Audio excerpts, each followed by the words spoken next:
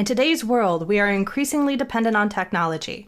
Our business and personal lives rely on it, but as you've probably noticed, it's unreliable. Our computers are slow, so we end up squinting at smartphones and tablets. The jokers we pay to fix our stuff have no clue what they're doing. We live in constant fear that something's going to happen to our personal data. So we're scared into paying for fake protection that proves useless when disaster strikes. Update attacks, fake Wi-Fi, cloud control, intelligent, successful people feel intimidated by the chaos and think it's somehow their fault. If they only knew what the industry was doing to them, they'd get torches and pitchforks.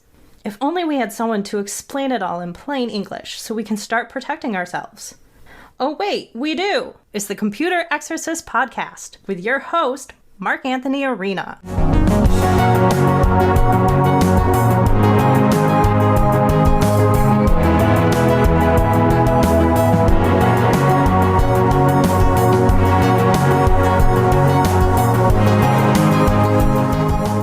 From the Wallace Memorial microphone in my living room, overlooking the can of worms in downtown Rochester, New York, this is the Computer Exorcist Podcast. My name is Mark Anthony Arena. I am so glad you have joined us today.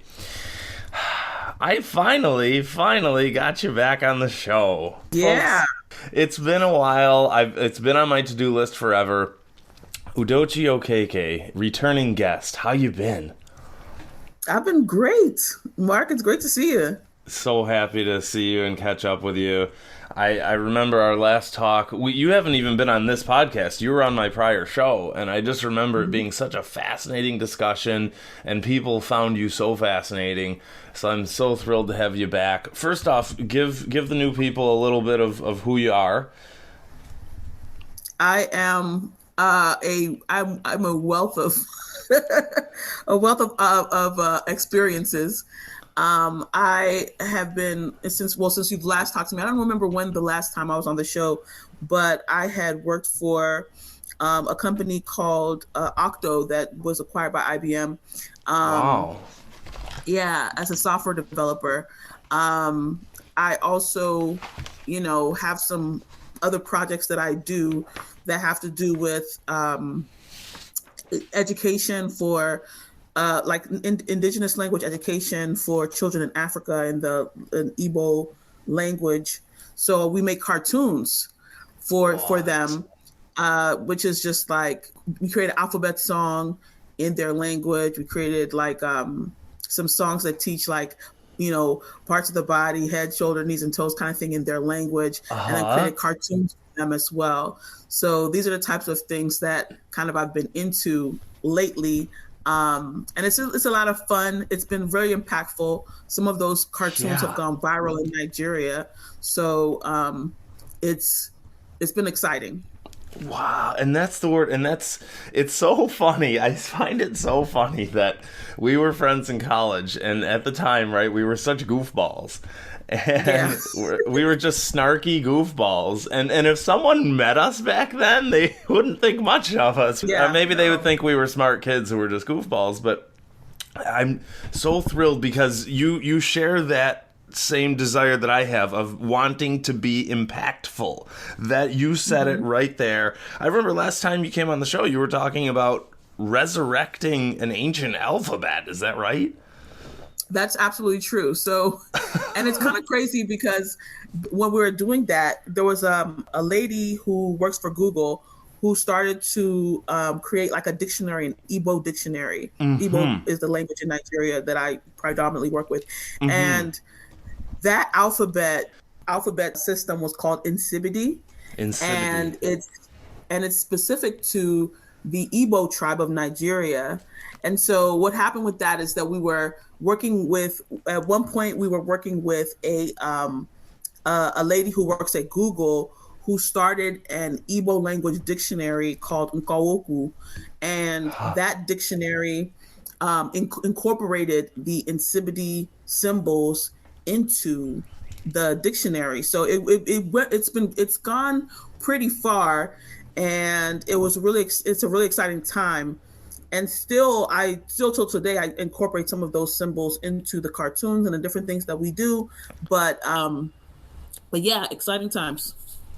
Well, all right. Let me ask you: was it a straight up Igbo dictionary by itself, standalone, or was it Igbo to English or Igbo to something else translation dictionary? It was, yeah, good question. Yeah, it was Igbo to English dictionary, but we're also working on a standalone Igbo dictionary that just gives Igbo definitions of Igbo words. But Uh-huh. yeah, it's very common to do a translation dictionary.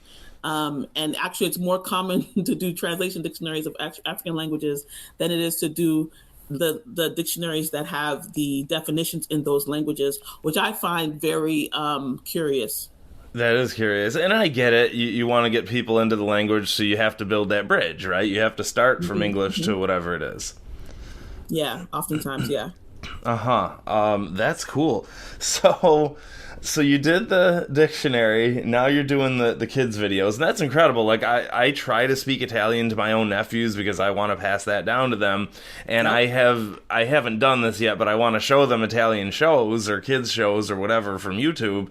So teaching kids that way, something that, in other words, you're incorporating into their routine. They're already watching YouTubes anyway. You might as well Yep. give them something that's beneficial, right? From their culture. Yeah, I love that you want to do that with your nephews and everything like that, because it's like it's like a fun way to integrate like culture um into people's lives. And I feel like I feel like culture, I feel like people don't realize um how significant culture is to us as human beings. Like a lot of times, like one thing that I realized in the process of doing this is that culture is extremely significant in people's lives. And I believe that it is one of the things that that will save the world. Like Oh, having like wow. the diversity of cultures will ultimately save the world. And I only believe that because I think there's a lot of history, a lot of science, a lot of different things in people's languages and cultures that are preserved in it's like, you know, how people keep talking about like blockchain being a decentralized system. I think that the decentralization of systems is what preserves people's, you know, way of like it's what preserves systems themselves. You know, when things Wow. aren't all held as one type of thing, you know, then you can't, it becomes less fragile. You can't just come in and destroy it from one weak point. Oh my So gosh, yeah. you have no idea how that's the light bulbs are going off in my head. Oh, you Yeah. have no idea. In my first book, How to Protect Yourself from Your Computer, that's how I explain there's something called a DNS server that helps us get to websites, right? And I Hmm. explain how DNS server, there is no central DNS server. There's servers all over the world, so if one of them goes down, no big deal. So it's the same concept here. Wow. And you know, I'll do that sometimes where I'll be sitting somewhere, even if it's with some Italian immigrant or some whatever, right? And Hmm. as opposed to some museum, some central or a library or whatever, I think to myself, I realize to myself, wow, this person is a walking, living example of their culture. And Yep. even if they do something that's unique or typical or whatever it might be, it's, hey, they're carrying that and they're passing it down. Wow. Culture Absolutely. is It's what'll beautiful. save the world. Wow. And side note, I'm thrilled when one of my nephews will slip an Italian word in. Like they really don't feel like speaking it back to me, but they'll understand it and they'll acknowledge it. Mhm. But once in a while, the other day we were at breakfast and my nephew said something and he slipped an Italian word in there, and he's like 3. That's And also he said, I'm not gonna be a stortu today. Which means like I'm not gonna be a jerk today. And that was so that's awesome. so, but the way you said this just makes so much sense that culture will save the world. Culture will preserve the world and pass it down, but also, I'll add to that. In Boston, there was this guy for a while. His restaurant was called Seppel, Sepal. And he was a Palestinian guy who made these ridiculously good falafel sandwiches. He was voted the #1 sandwich in America by PBS. Sweet, gentle guy, right? And when PBS interviewed him, he said, I believe that food is what's going to save the world. So it's very much along the lines of what you're saying. He said, food brings peace. Wow. Yeah. Wow. That reminds me of who's that amazing guy who used to travel all over the world to eat food, and he passed away. Bourdain. Yes, that reminded me of him. Great point. He said if we understand each other, he made it a point to interview normal people on the streets to see what they said. Not looking at the news, not hearing what the leaders said, but talk to real individuals. Yes, and that's really significant. Like, I feel like, because one of the things that you see with, like, you know, what we see on TV, on the news and on the media and stuff like that, is like a lot of talking heads and stuff like that, and they're parroting each other's bullet point sentences. They've never been there. They don't actually know who they're talking about. They don't know these people. Yeah. So they don't really know what the everyday man is actually feeling and thinking and stuff like that. So they're making these policies, they're making these decisions that affect everybody's life, but do they really know who everybody is? So Bourdain did a really pivotal and revolutionary thing with the way he had his show. Yeah. Oh my gosh. Absolutely, and a non-political statement here, right? I always say non-political show, but when years ago, President Obama had a couple guys who were fighting with each other, so he said, I want to have a beer with these guys, right? Just one-on-one, man-to-man, figure it out, and don't let it blow up into something more where, oh, well, this guy doesn't like this guy, so I have to take his side. Well, if someone else took his side, then I have to take the other side, right? That's where they pile on. Yeah, and that's a really big and important thing to do, like, talking to each other, you know? That's it. Yeah, you hash it out, right? That's amazing. So you preserve culture, and that's what saves the world. That's absolutely unbelievable. So now I get it, because I knew you were up to these things, but now I get why. Yeah, it's like, so, like, this is really, like, I feel like it's a calling. Like, I really do. Of course. Yeah. And the crazy thing about callings is that I saw this meme one time where they were like, you know, no one is supposed to understand your calling in life. It wasn't a conference call, and I felt like it was so poignant because, you know, like the Igbo culture has this thing where they really believe that, like, every individual person has a not just a calling, but like each of us is different in a very unique and special way. And yeah, you think you hear that from like Barney and Friends or something like that, but it goes deeper than that. Yeah, because they're like, you know, the whole "You Are Special" saga of Barney. Yeah, but it goes deeper than that in the sense that, like, everybody has like a destiny in their life, in the sense of, like, you're going somewhere.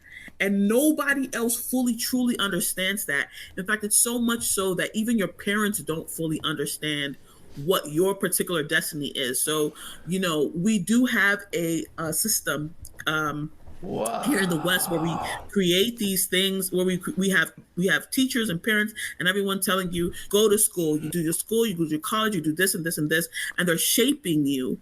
But and you got to conform to one of 5 things. You're going to be a software person, you're going to be a hardware person, you're going to be a baker or a doctor or whatever, right? Yeah, exactly. But in actuality, it's like, well, at least in this tradition, there's the belief that you come into the world already fully kind of with you know, complete, in the sense that you're moving somewhere, and it's your community's job to kind of figure out what it is that you're moving towards and helping you to become that.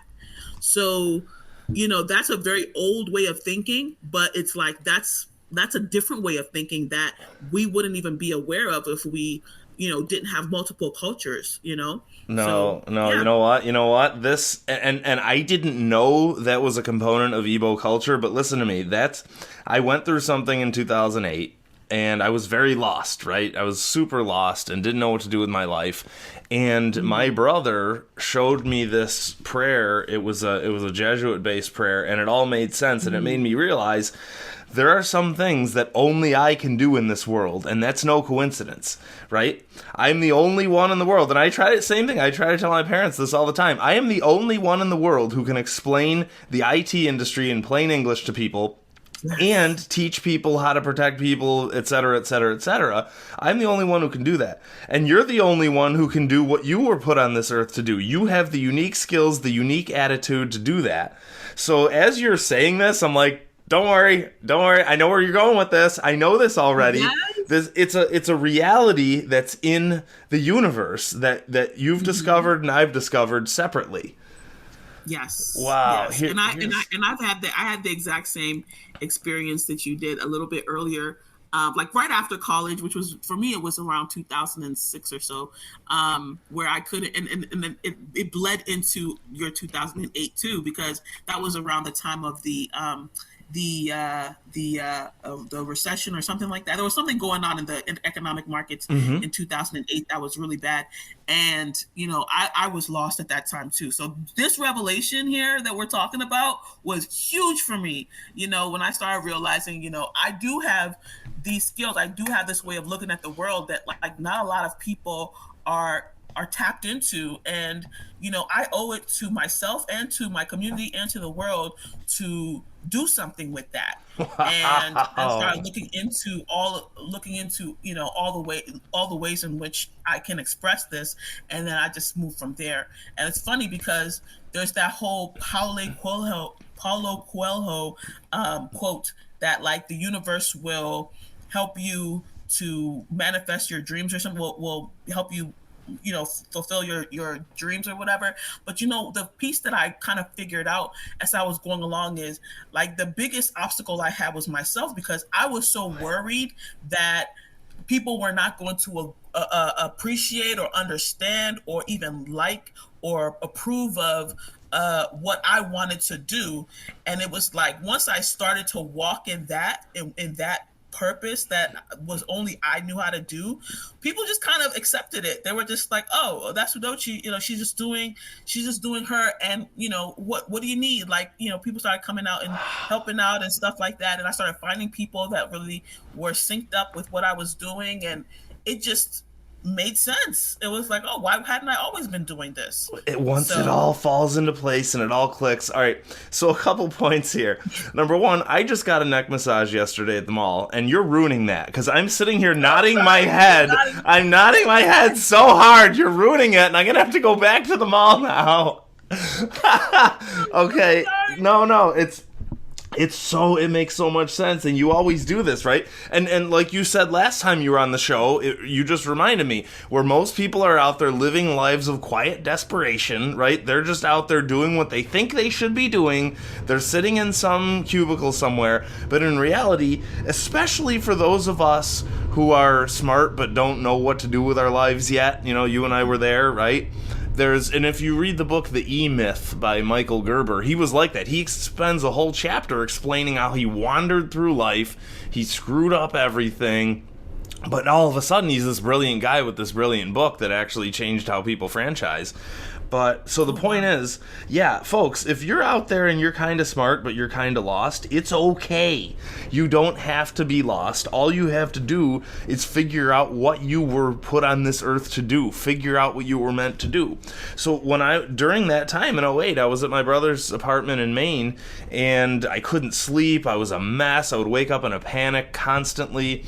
So one moment, all of a sudden, I got this phone call from my dad's buddy, and he had a computer issue, and I walked him through it, no problem. And I hung up, and my brother looked at me, and he goes, look how you did that. He goes, no one else could do that. Look how you did that. That's your calling. And it took a couple of years for me to really digest that. But he said, and then he handed me the prayer, which I'll just give you an excerpt. It says, what you are in love with, what seizes your imagination will affect everything. It'll decide what will get you out of bed in the morning, what you do with your evenings and weekends, what you read, who you know. Fall in love, stay in love, and it will decide everything.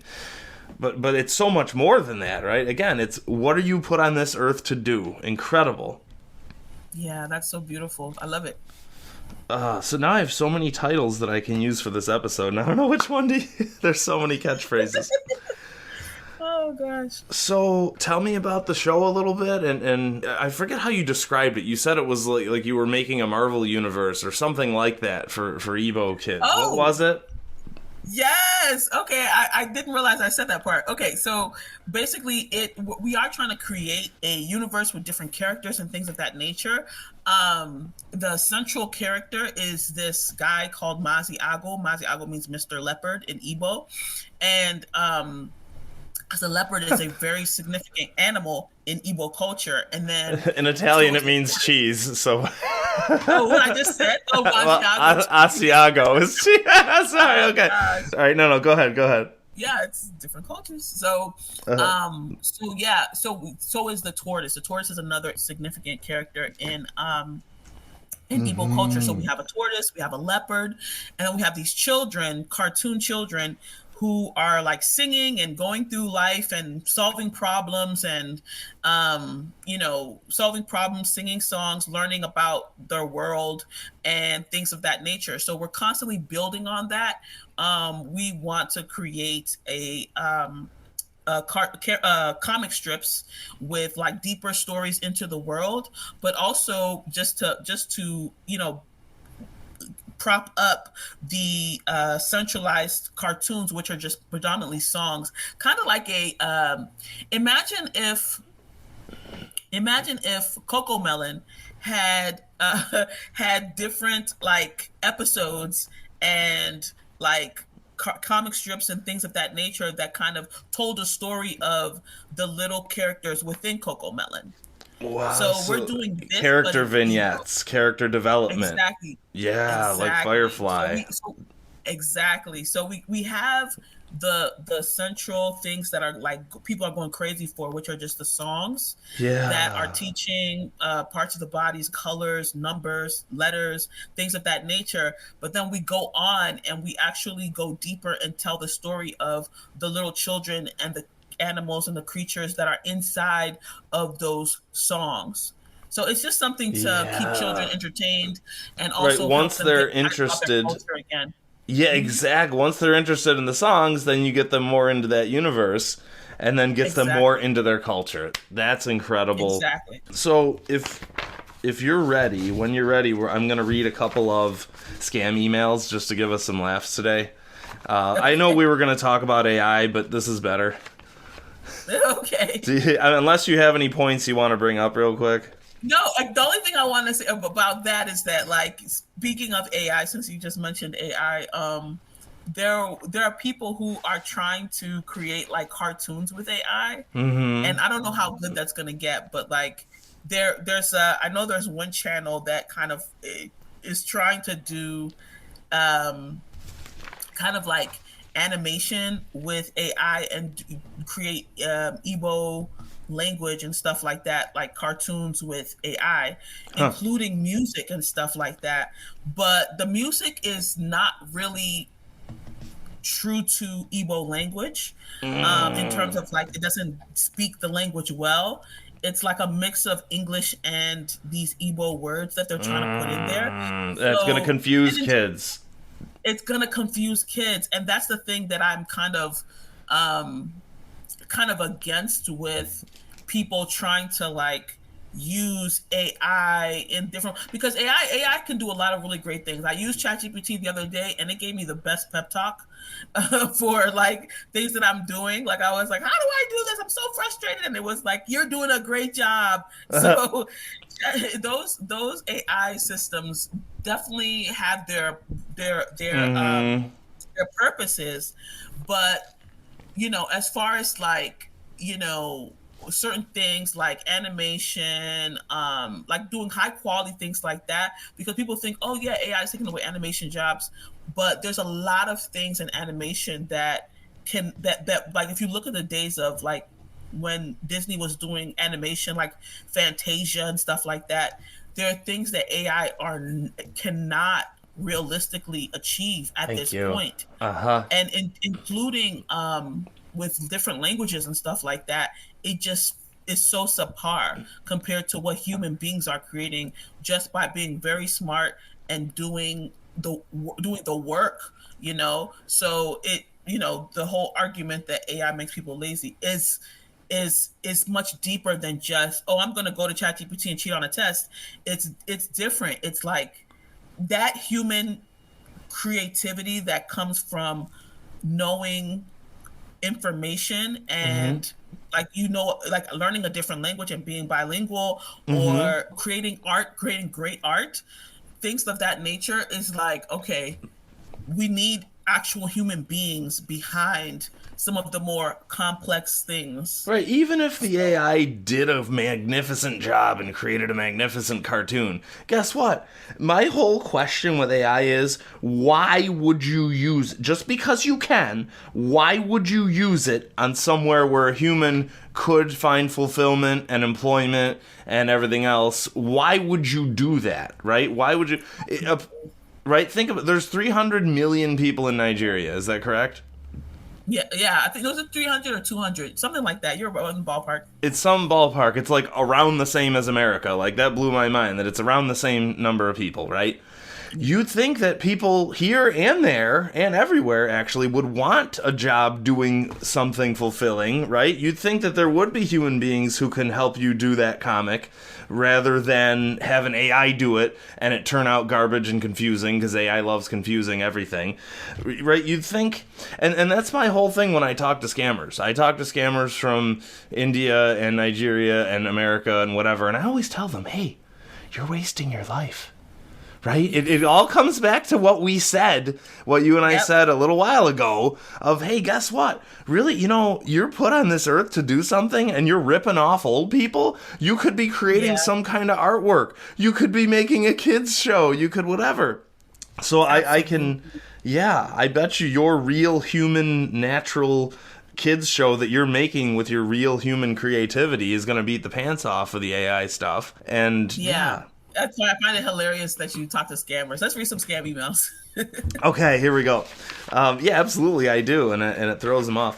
All right, so I get a lot of these in my inbox, right? And my whole point of doing this on my show is to warn people, hey, if you get an email that says PayPal, it's not actually PayPal. And you can always look at the from, and it'll tell you all you need to know. So I got one here. It's got the PayPal logo on it. You can see right there.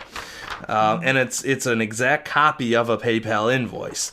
But the from? Is it from service@paypal.com? No.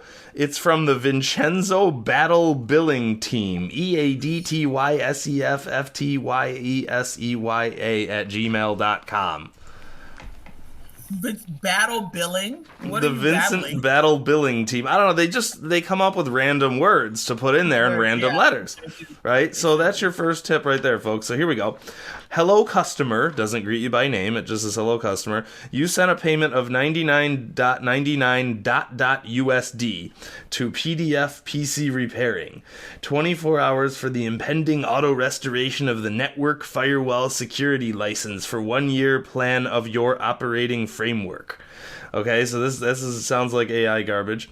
But notice how they say network firewall and people go, ooh, I have to pay for security, which is not true. All security is now fake and all subscriptions for security are fake. But you see, oh, it says firewall. And firewalls are actually something passive. It's not active at all. So it says charge will show up on your financial record. You have 24 hours from the date of the trade to open a solicitation or unmistakably contact us at customer service, and then they do a fake phone number. And if you call them, they'll steal your identity and they'll tell you their PayPal. Benevolently don't reply to this email. This letterbox isn't noticed. For help, sign into PayPal record and snap help in the upper right corner. What? This is crazy. It reminds me of a text my mom once received. She's getting up there in age. And this text was telling her that she needed to pay a toll that she had. She had a toll bill. Oh, yeah, that's a huge one. Look out, folks. Yeah. Yeah. So when she got that text message about getting told a toll, she comes down and she's like, "Hey, I need to pay this bill," and I'm like, that's a scam, because it had her on a text message with multiple people. The text message in the it was a group text, where it puts like 10 victims together. I've seen that. You know what I do? I actually reply all and I warn people. I say, "Hey, everyone, by the way, this is a scam." Yeah, that's a good move. Yeah, she was like, when she found out it was a scam, she was so infuriated, and she was like, "Block these people." And that's another huge thing. You can never block them because they make new numbers every day, because they're sitting somewhere. Again, they're sitting somewhere scamming people instead of doing their calling in life. So all you need to know, folks, is Just know your own good sense. Your mom's an intelligent, successful retiree. Just tell her, if you ever see anything at all like this. Right? Here's another one. Yeah. This is from, my dad sent me this one, and he said, what is this? So, it's a fake Norton thing. It looks like Norton, but the sender is bodamian@gmail.com. Okay? So, it's like whenever I do talks at libraries, I always say, look, if you get an email from bettyboop@aol.com, chances are it's not real. But that makes it funny and memorable, right? Yeah. So this is a fake sender, and it says, Norton, dear valued customer, thanks for choosing our services. You just paid $683.31 USD dollars to Norton. Your order and payment are below. Successful. Auto-debited from checking account. Antivirus renewal up to 5 years. $683.31 USD. So, first of all, no one says USD unless you're foreign, right?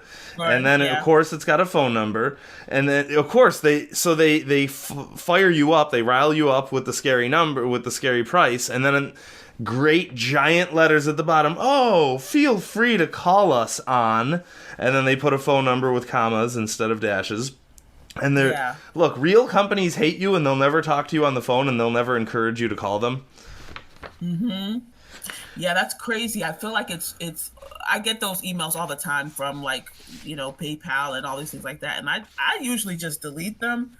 But, like, you know, and when you get the calls, the WhatsApp call, I don't know if you've talked on this show about the WhatsApp calls yet, where they try to hack your WhatsApp or your messaging application on your phone by calling you and telling you, oh, there's going to be this Zoom meeting that we're going to be on, and we want you to get on the call. Give us the password of your or give us the 4-digit number that pops up on your WhatsApp, and you'll be able to join the meeting. And then people are giving this to them and getting their whole WhatsApp get hacked. And that's because the jokers who invented the two-factor scandal thought they were making things safer, but really they just ultra-complexified things for people, and bad guys laugh. And that's the theme of my next book coming out soon, is that bad guys laugh and they keep going. Right? So the bad guys see this two-factor scandal where you have to get a code now to your phone, which terrifies the user, and the bad guys just come up with a scam to ask the user for the code. For the code, yeah. Does that make sense? Yeah. That's crazy. Yeah, and I've gotten an email similar to that where it said, you're invited to some web conference. And it was a legitimate web conferencing platform, but bad guys were using it to lure people in. And the worst part was there was no way to unsubscribe because the web conference platform thought I was part of that team, so it just kept bombarding me for a while. Oh, no. But yeah, folks, anything like that, no one's going to invite you to a conference. Nope. For what? For what? Udochi Okeke, I am so glad that you came back to talk to us today, and please don't be a stranger. Come back sooner. It's been a pleasure. Thank you so much, Mark. How can people watch your YouTube cartoon? The username is Mutadiuto, so it's really hard, but I'll spell it. MMUTA. DIUTO. Okay, MMUTADIUTO.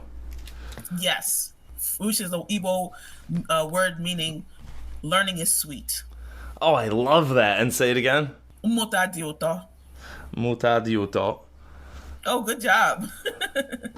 Awesome. Wow, that's, yeah, seriously, come back soon, and you're so awesome. Thank you so much, Mark. So are you.